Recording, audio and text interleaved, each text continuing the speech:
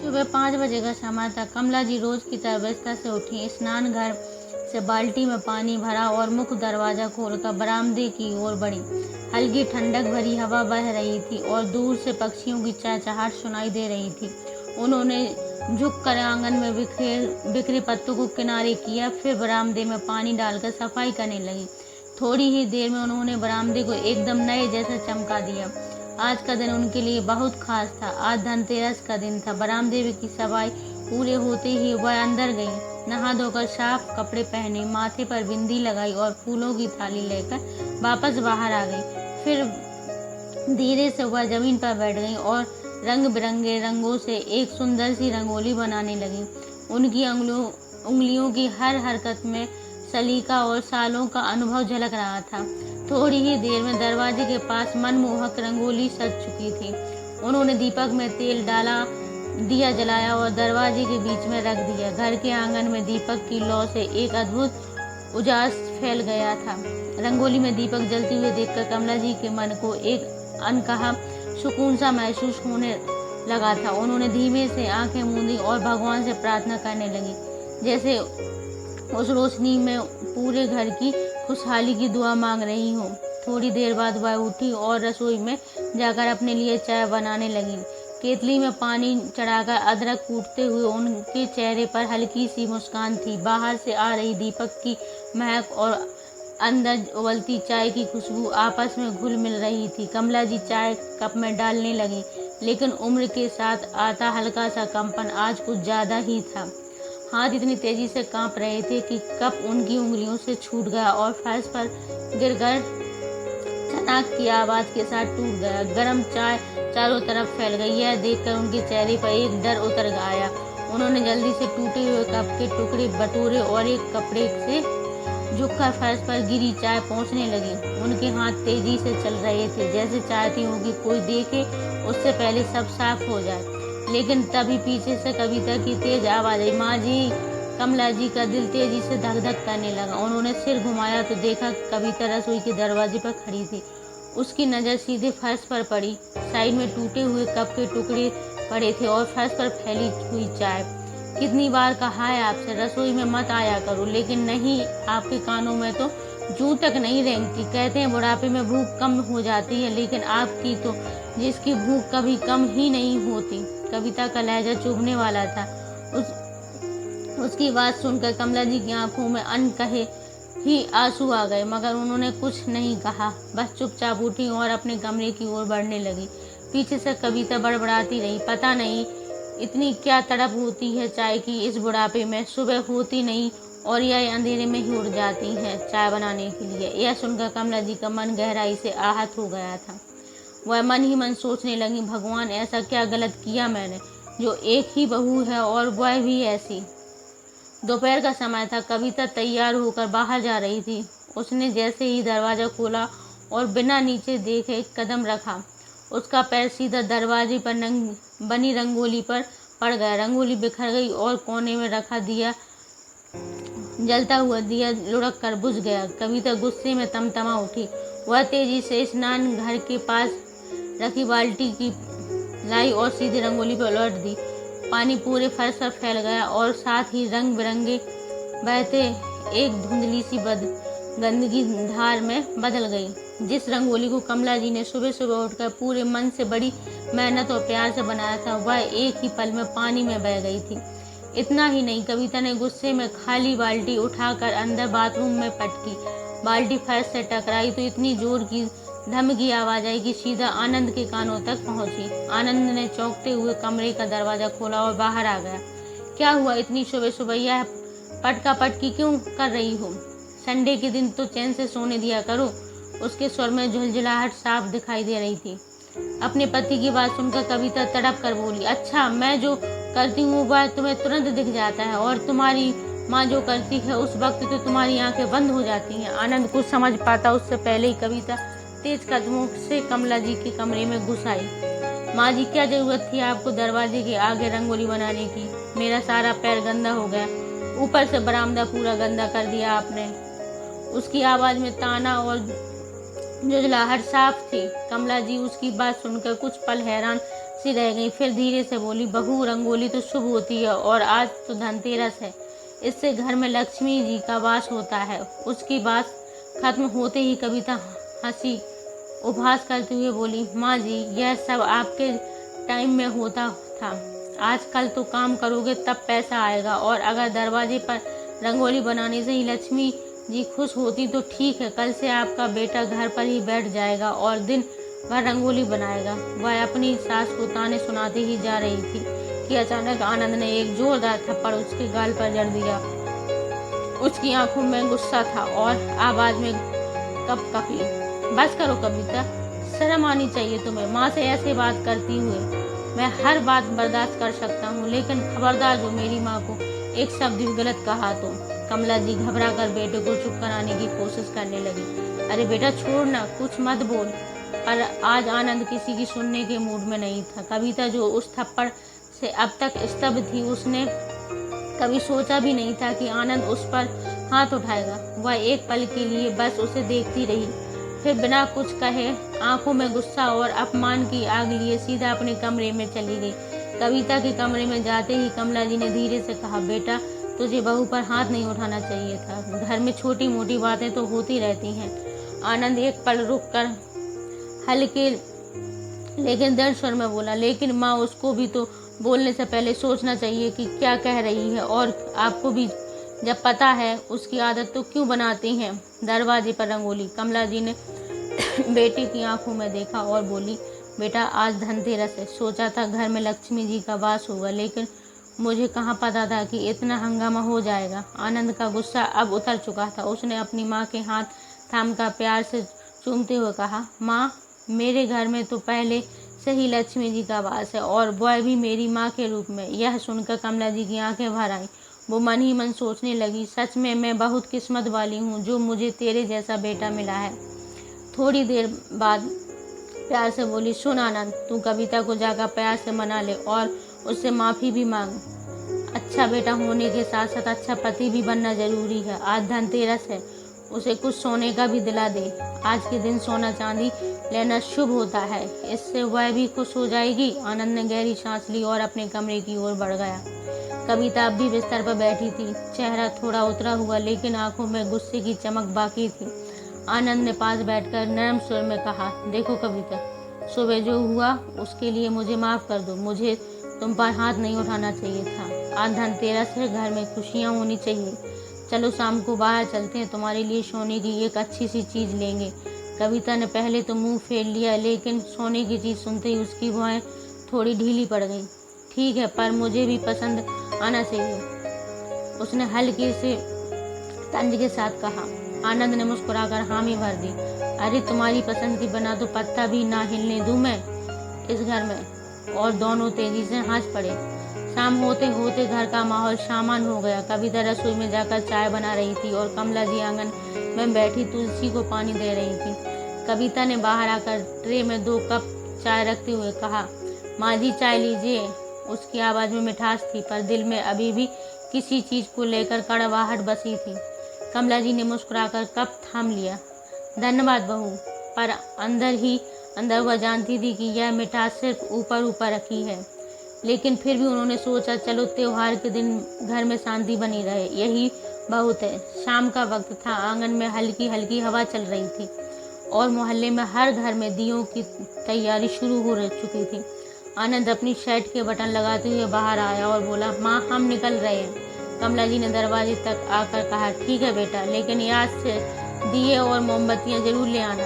आनंद मुस्कुराकर बोला, हाँ माँ, मुझे सब याद है, आप चिंता मत कीजिए। फिर हल्के से मजाक करते हुए, वैसे भी घर में असली दिया तो पहले से ही जल रहा है मेरी माँ। कमला जी ने प्यार से उसके सिर पर हाथ फेर दिया। आनंद कविता के साथ स्कूटर पर बैठा और बाजार की ओर निकल पड़ा। रास्ते में रोशनी से सजी दुकानें, मिठाइयों की खुशबू और हर तरफ त्योहार की रौनक फैली हुई थी। कविता की नज़र गहनों की दुकान पर टिक गई। आनंद पहले उधर चलते हैं। आनंद ने बिना कुछ कहे गाड़ी उसी ओर मोड़ दी। कविता ने कई डिजाइन देखे और आखिरकार एक कंगन पसंद किया। आनंद ने मुस्कुराकर कहा, वाह तुम्हारी पसंद तो बहुत अच्छी है, लो तुम्हारा तोहफा, धनतेरस मुबारक हो। कविता के चेहरे पर हल्की सी मुस्कान आ गई, लेकिन दिल में वह अब भी कमला जी के लिए वही ठंडा सा भाव रखे हुए थी। कंगन का डिब्बा हाथ में लिए दोनों बाजार में बाकी की खरीदारी करने लगे। आनंद ने मिठाइयाँ ली, रंग बिरंगी मोमबत्तियाँ और पीतल के नए दिए भी खरीदारी पूरी करके वह दोनों वापस घर की ओर निकल पड़े और मोहल्ले की चकाचौंध के बीच घर का दरवाजा जैसे उनका इंतजार कर रहा था। घर पहुंचे तो कमला जी ने आंगन में छोटी छोटी मोमबत्तियों के पाल्टे सजा रखे थे, जिन पर नए पीतल के दिए चमक रहे थे। कविता के ने आते ही कंगन का डिब्बा अपने कमरे में रख दिया और फिर औपचारिक सी मुस्कान के साथ बोली, लो माँ जी, आपके लिए और मोमबत्तियाँ आ गईं। कमला जी ने प्यार से थैले से लिए दिए निकाले और एक एक करके उन्हें भिगोकर उनमें तेल डालने लगी। आनंद उसके पास बैठ गया और बातें करने लगा। त्योहार की हल्की सी चहल पहल पूरे घर में फैलने लगी। रसोई से मिठाइयों की खुशबू आ रही थी, आंगन में दियों की कतार लग रही थी और बीच बीच में मोहल्ले से पटाखों की आवाज़ें भी गूंज रही थी। कमला जी और कविता दोनों आंगन में बैठकर एक एक दिए में तेल भर रही थी। कविता, जो कुछ घंटे पहले ही अपनी सास को खरी खोटी सुना रही थी, अब उनके साथ मोमबत्तियां सजाते हुए हंस रही थी। उसे देखकर किसी को यकीन ही नहीं होता कि यह वही बहू है जो सुबह ताने पर ताने दे रही थी। कमला जी भी बिना किसी कसक के पूरी मोहब्बत से उसे समझा रही थी। बेटा, यह दिया दरवाजे के बीचों बीच रखना, इससे अच्छा लगता है। कविता ने बिना कुछ कहे वैसा ही किया, जैसे वो उस समय के लिए अपनी पुरानी नाराजगी भूल गई हो। आनंद दूर से यह सब देख रहा था, मानो उसे यकीन ही नहीं हो रहा था कि यह उसकी वही कविता है। फिर उसे माँ की बात याद आई, पत्नी को खुश रखोगे तो घर में खुशियाँ बनी रहेंगी। उसके होंठों पर अनजाने में मुस्कान आ गई और उसने चैन की सांस ली।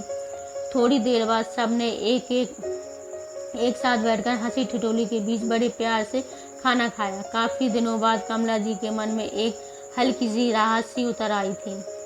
घर का माहौल आज थोड़ा संभला हुआ था और शांत लग रहा था। रात धीरे धीरे गहरी होने लगी। आंगन में दियों की लौ टिमटिमा रही थी। कब नींद ने कमला जी को अपनी आगोश में ले लिया, उन्हें पता ही न चला। अगले दिन सुबह जब कमला जी उठी तो हमेशा की तरह आंगन में झाड़ू लगाकर अंदर अपनी अलमारी से कपड़े निकालने लगी। तभी अचानक ऊपर से एक पुराना लिफाफा नीचे गिर पड़ा।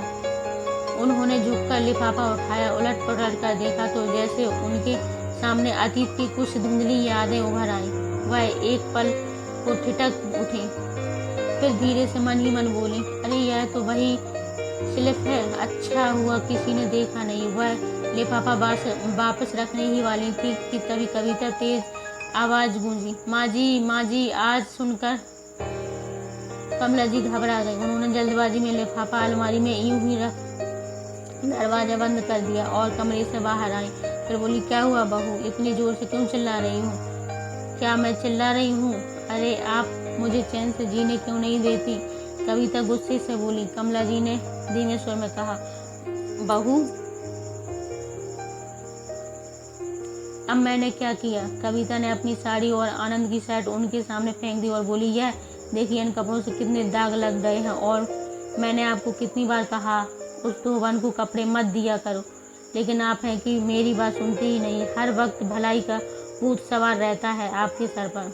कमला जी कुछ बोलती उससे पहले ही कविता ने और तेज आवाज में छिड़कते हुए कहा, अब यह खड़ी खड़ी मुझे घूरिए मत, जाइए और यह साड़ी और शर्ट उस धोबन के मुंह पर मार कर आइए। इस बार साफ साफ कह देना उसे, अगर आगे से ऐसा काम किया तो एक पैसा नहीं दूंगी। कमला जी ने अपनी बहू की ओर एक पल देखा, फिर शांत स्वर में बोली, बेटा अभी तो 9 ही बजे हैं, इतनी जल्दी वो कहाँ आएगी?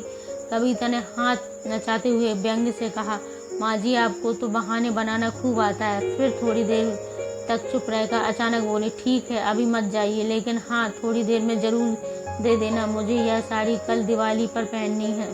और इतना कहकर कविता पैर पटकती हुई अपने कमरे की ओर चली गई। कमला जी ने धीरे से वह साड़ी और शर्ट उठाई और सोफे पर अच्छे से रख दी। फिर गहरी सांस लेकर खुद से बुदबुदाई, पहले नहा धो लूं, उसके बाद ही उसे धोबन को दे आऊंगी। यह कहकर वह धीरे धीरे अपने कमरे की ओर बढ़ गई। घड़ी में ठीक 10 बज रहे थे। कमला जी साड़ी और शर्ट लेकर धोवन तारा के पास चली गई। उधर उनके जाते ही कविता कमरे में बिस्तर की चादर बदलने पहुंची। चादर समेटते समेटते अचानक उनकी नज़र अलमारी पर पड़ी और वह चौंक गई। अलमारी का पल्ला हल्का सा खुला हुआ था। कविता के मन में कौतूहल जागा। माँ जी तो हमेशा ताला लगाती हैं, आज कैसे भूल गई। वो धीरे धीरे अलमारी के पास गई और अंदर झांकने लगी। तभी उसकी नज़र एक लिफाफे पर पड़ गई। लिफाफा थोड़ा खुला हुआ था और उसमें एक पर्ची थोड़ी बाहर निकल रही थी। कविता ने जल्दी से उसे खींच लिया। जैसे ही उसने वह पर्ची देखी, उसके पैरों तले जमीन खिसक गई। पूरे 5 लाख रकम बहुत साफ लिखी हुई थी, लेकिन नीचे नाम पूरी तरह से नहीं दिख रहा था। सिर्फ शुरुआती 3 अक्षर साफ दिखाई दे रहे थे, AMA। कविता का दिल जोरों से धड़कने लगा। उसने बुदबुदाते हुए कहा, AMA, यह तो जरूर अम्बा दीदी का ही नाम है।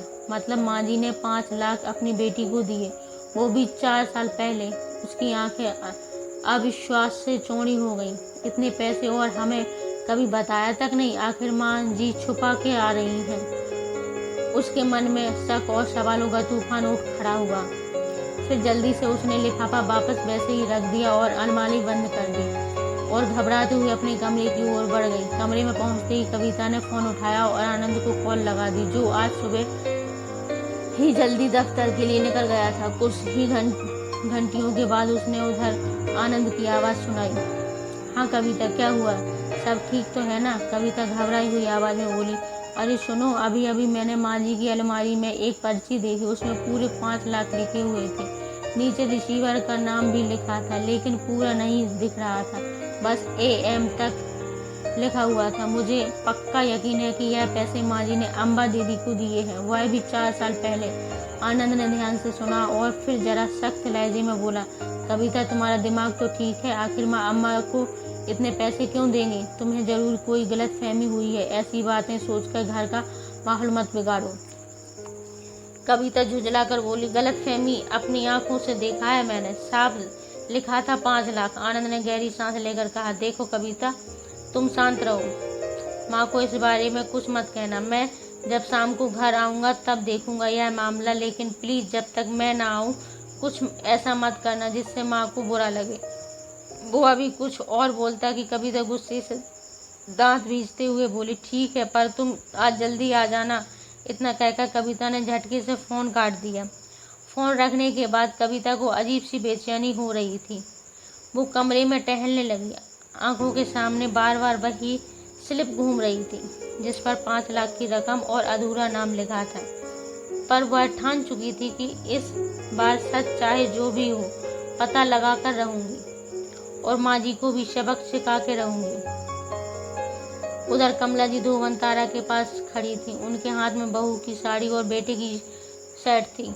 कमला जी गुस्से में बोली, तारा, यह क्या किया तूने? जरा भी ध्यान नहीं रखती? देखो मेरी बहू की साड़ी और बेटे की शर्ट कैसे दाग डाल दिए।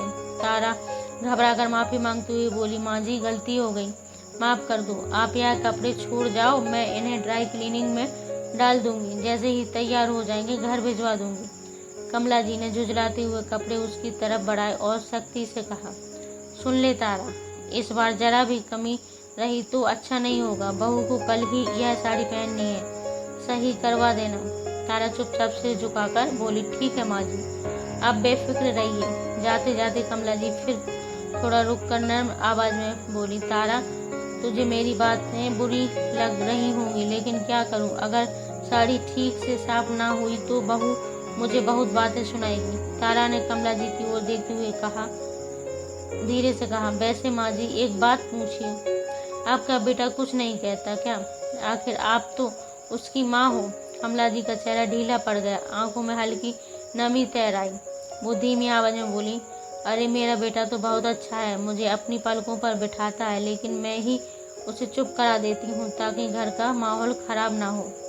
और बहू भी पहले ऐसी नहीं थी, वो तो पता नहीं अब क्या हो गया उसे, हर वक्त तो चिड़चिड़ी रहती है।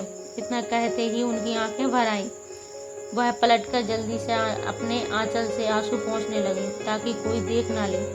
तारा ने साड़ी पहले अपने हाथों में संभालते हुए धीरे से कहा, माँ जी आप चिंता मत कीजिए, आप घर जाइए, मैं यह साड़ी कल सुबह तक बिल्कुल साफ करके भेज दूंगी। कमला जी ने एक हल्की सी मुस्कान दी और धीरे धीरे वहां से अपने घर की ओर लौट आई। घर पहुंचकर जैसे ही उन्होंने दरवाजा की घंटी बजाई, अंदर से कविता की कदमों की आहट आई। उसने दरवाजा खोला, सामने कमला जी को देखकर बिना कुछ कहे चेहरा घुमाकर सीधे अपने कमरे में चली गई। कमला जी के चेहरे पर एक पल को ठहराव सा आ गया। उन्हें गहरी सांस ली और मन ही मन सोचा, लगता है अभी भी बहू मुझसे गुस्सा है। फिर वे अपने कमरे में चली गई और पलंग पर जाकर धीरे से लेट गई।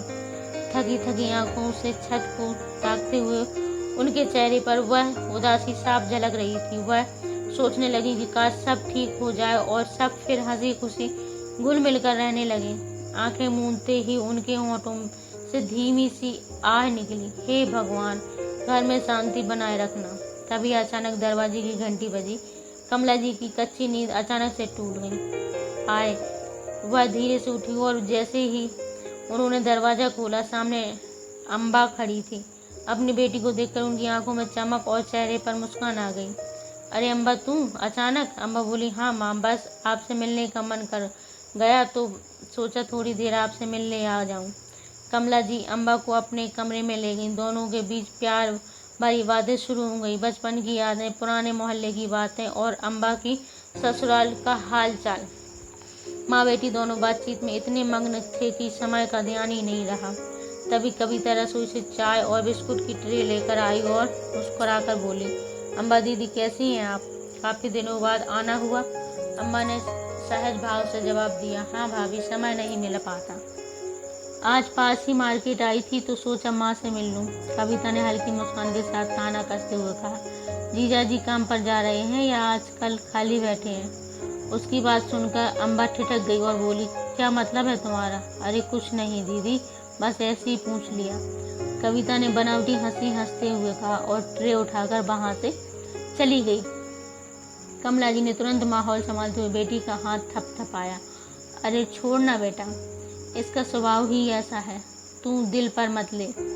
अम्मा ने हल्की सी मुस्कान दी, मगर उसकी आंखों में गुस्सा साफ झलक रहा था। थोड़ी देर बाद बातचीत के बीच कमला जी ने धीरे से अलमारी खोली और लॉकर से कुछ रुपए निकालते हुए अम्बा को देते हुए बोले, अम्बा तुझे मैंने कितनी बार कहा है थोड़े बहुत पैसे अपने पास ही रखा कर, लेकिन तू है कि मेरी सुनती ही नहीं। अम्बा ने अपनी माँ का हाथ पकड़ते हुए कहा प्यार से, माँ तुम क्यों इतनी टेंशन लेती हो? और फिर अभी मुझे ज़्यादा पैसों की ज़रूरत नहीं है। माँ बेटी आपस में बातें कर रही थी, लेकिन उन्हें अंदाजा भी नहीं था कि दरवाजे के बाहर खड़ी कविता उनकी सारी बातें सुन रही है।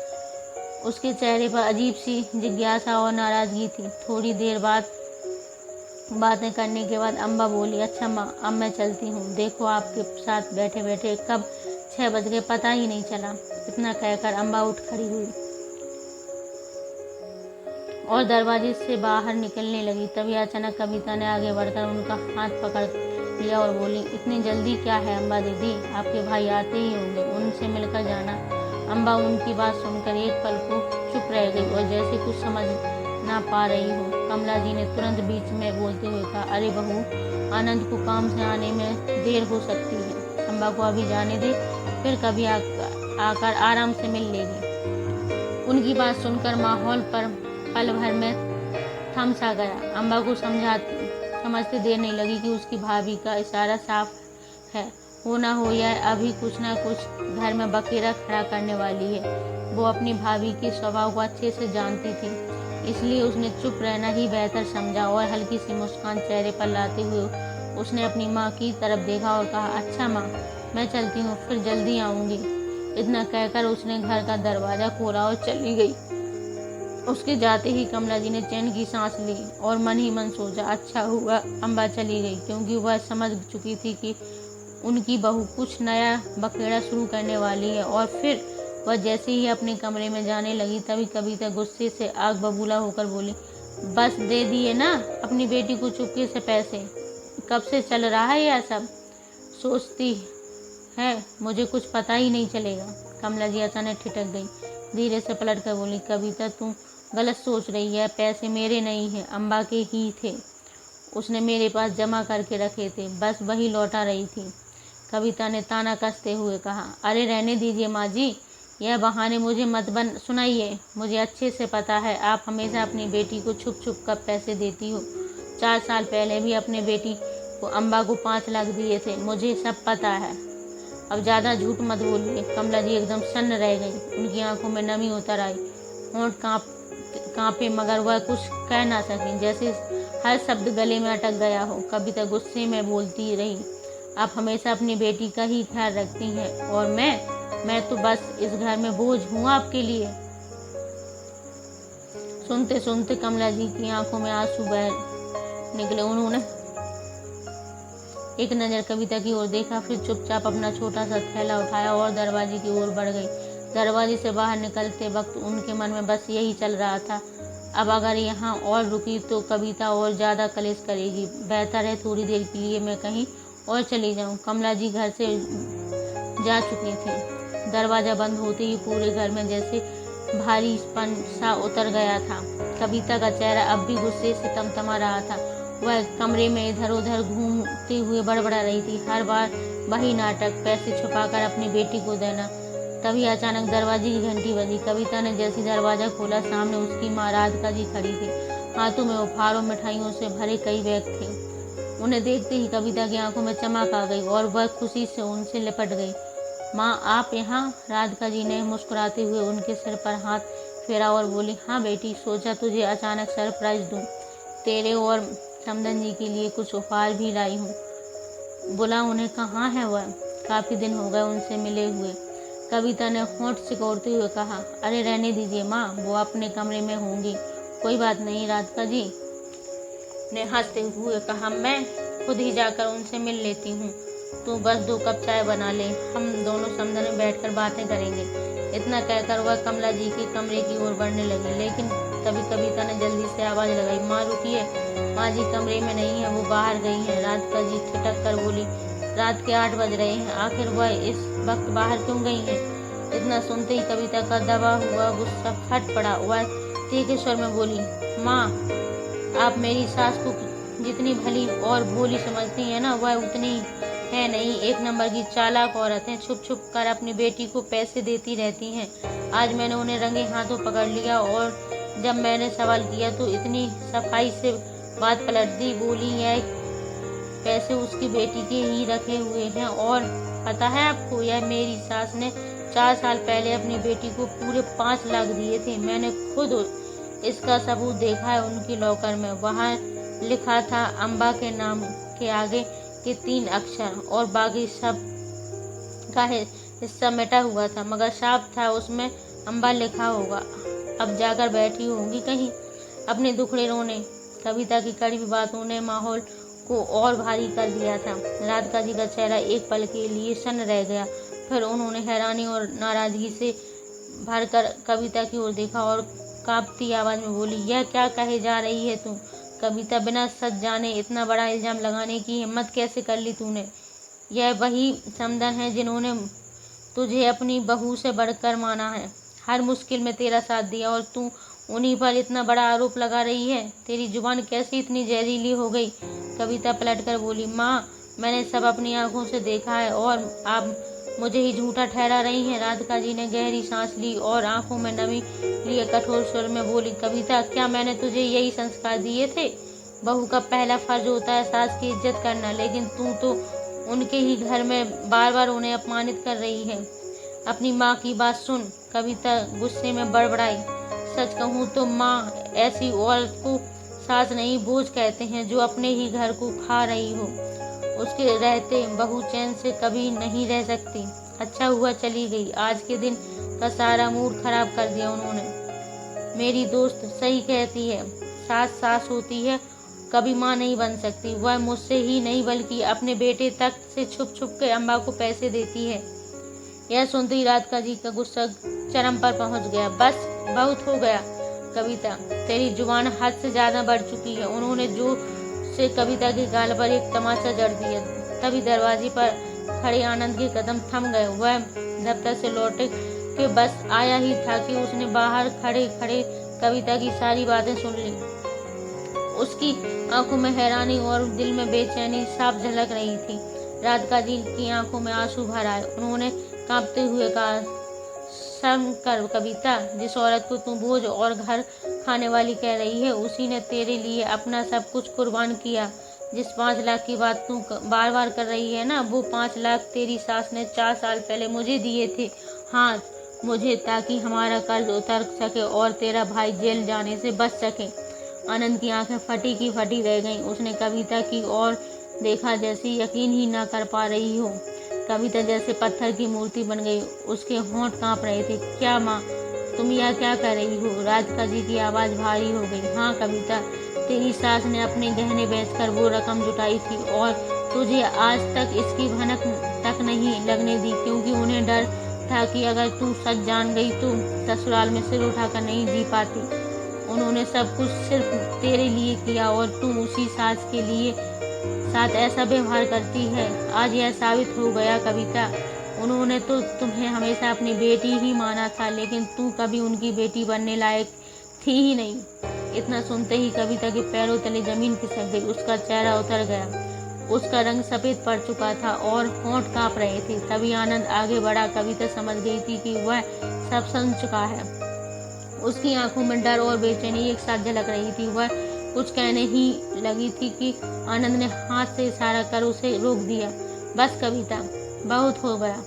उसकी आवाज़ में गुस्सा भी था और दर्द भी। मेरी माँ के बारे में जितना बुरा बोलना था तुम बोल चुकी हो। अब मैं उनके खिलाफ एक शब्द भी नहीं सुनूंगा।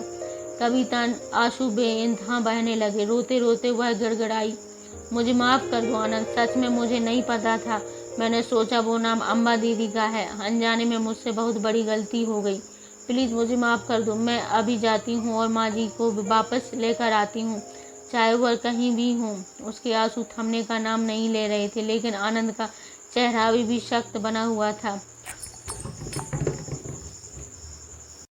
वह बिना एक शब्द बोले अपने कमरे में चला गया। कविता वहीं बैठकर रोती रही। तभी राधिका जी आगे बढ़कर अपनी बेटी के सिर पर हाथ रखा और भारी आवाज में बोली, देख कविता, तेरी जरा सी गलती ने इस घर का सारा सुकून छीन लिया। जो घर हमेशा खुशियों से भरा रहता था, वहाँ अब खामोशी पसरी है।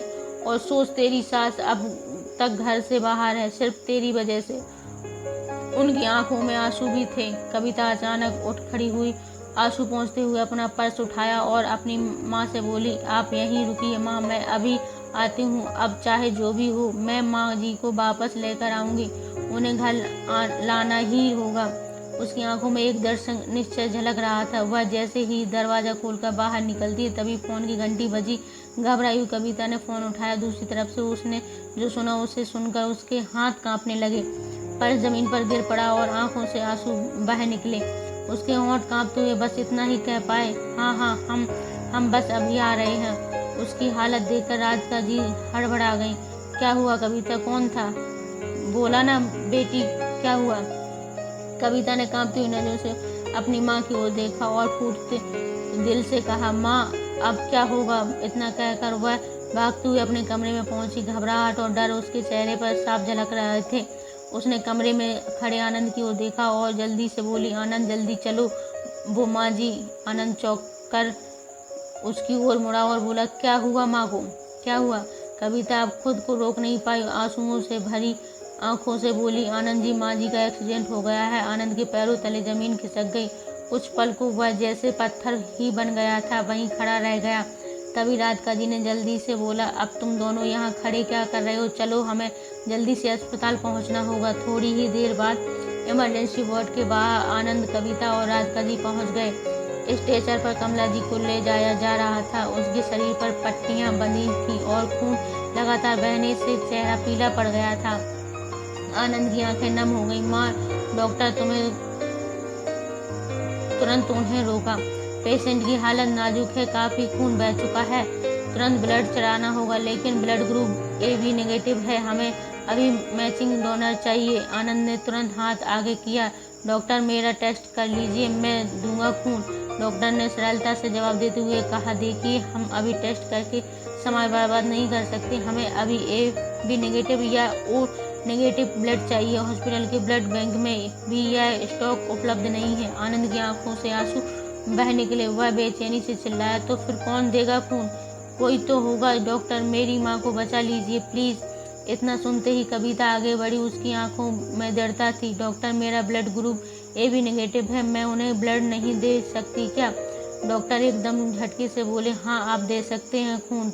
तभी कविता तुरंत बोली, तो फिर ले लीजिए मेरा खून, बस मेरी सासू माँ को कुछ नहीं होना चाहिए। आनंद और राधिका जी दोनों ने हैरानी से उसकी ओर देखा। आनंद बोला, कविता तुम्हें जरूरत नहीं है। तुम क्यों? कविता ने रोते हुए कहा।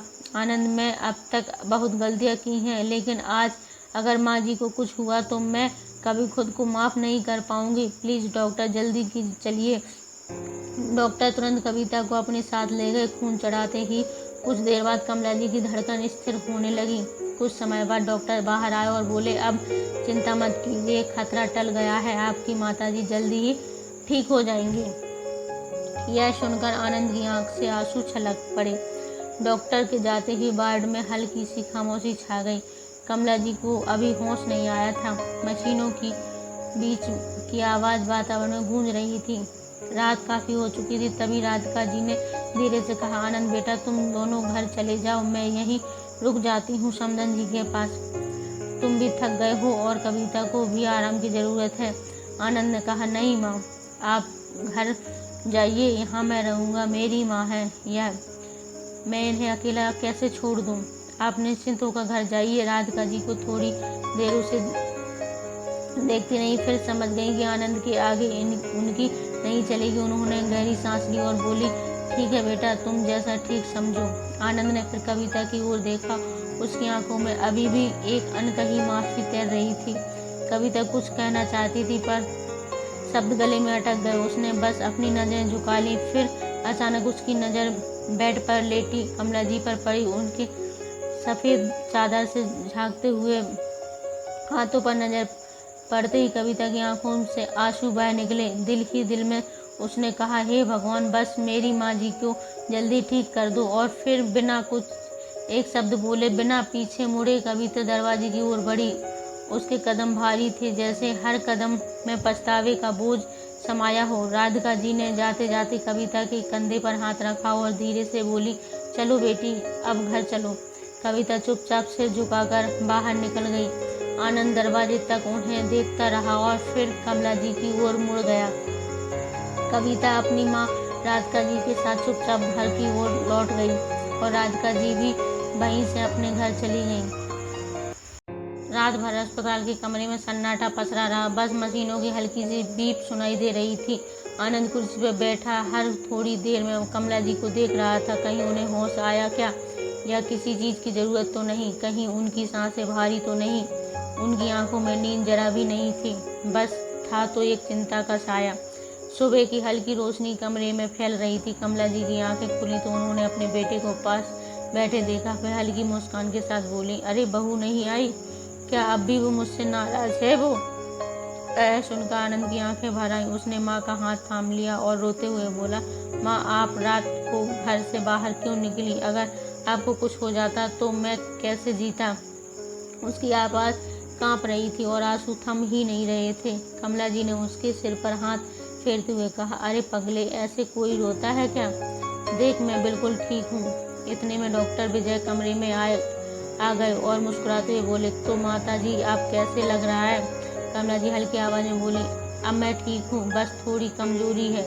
डॉक्टर विजय ने आनंद की ओर देखते हुए कहा, हम इन्हें आज डिस्चार्ज कर रहे हैं। शुक्र है कि सिर पर गहरी चोट नहीं लगी, नहीं तो स्थिति गंभीर हो सकती थी।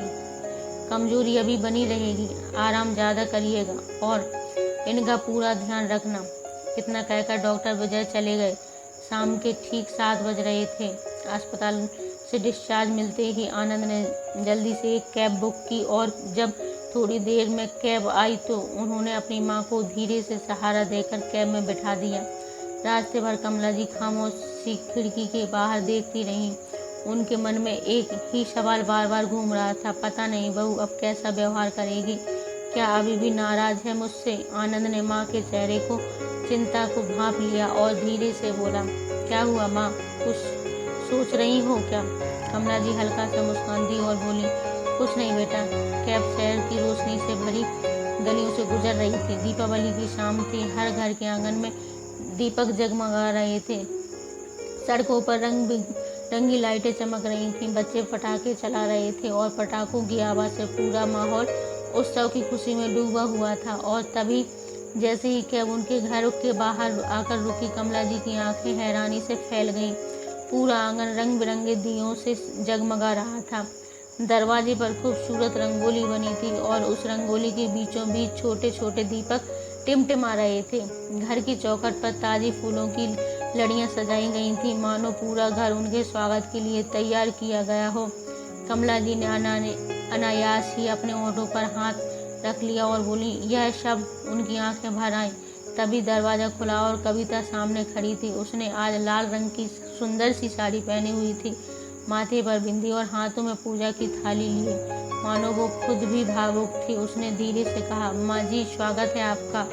आज ही तो इस घर की लक्ष्मी है। कमला जी एक पल को अवाक सी रह गईं। आंसू उनकी आंखों से छलक पड़े। उन्होंने कांपते हाथों से कविता के सिर पर हाथ रखा और बोली, बहू, तूने आनंद।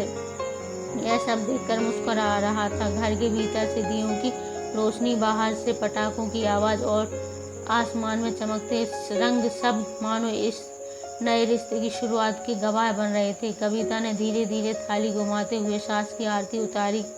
दीपक की लौ उसकी आंखों में चमक रही थी और होठों पर हल्की सी मुस्कान थी। आरती पूरी होते ही उसने थाली नीचे रखी और झुककर सास के पैरों को छूकर बोली, माँ जी। उसकी आवाज़ भर्रा गई। मुझसे बहुत बड़ी गलती हो गई, कृपया मुझे माफ़ कर दीजिए। कमला जी का दिल पिघल गया। उसने कांपते हुए हाथों से कविता को उठाया और सीने से लगा लिया। उनकी आंखों से आंसू उनके चेहरे पर पड़े और फिर वह बड़े प्यार से बोली, सास बहू के रिश्ते में कोई गलती नहीं रहती, बस प्यार और अपनापन रहता है। फिर भीतर आते ही कमला जी ने आंगन की तरफ देखा और मुस्कुराते हुए बोली, अरे वाह, यह रंगोली तो बहुत ही सुंदर बनाई है। तुझे यह बनानी आती थी क्या? कविता ने हल्के से हंसते हुए बोले, हाँ माँ जी, मुझे कहाँ आती थी, या तो मैंने यूट्यूब से देखकर बनाई है। बस आज सोचा आपके लिए कुछ खास कर दूं। आनंद, जो अब तक मन ही मन कविता से नाराज था, उसकी मासूमियत और कोशिश देखकर पिघल गया। वह आगे बढ़ा और धीमे स्वर में बोला, ठीक है, अब सारी पुरानी बातें भूल जाओ।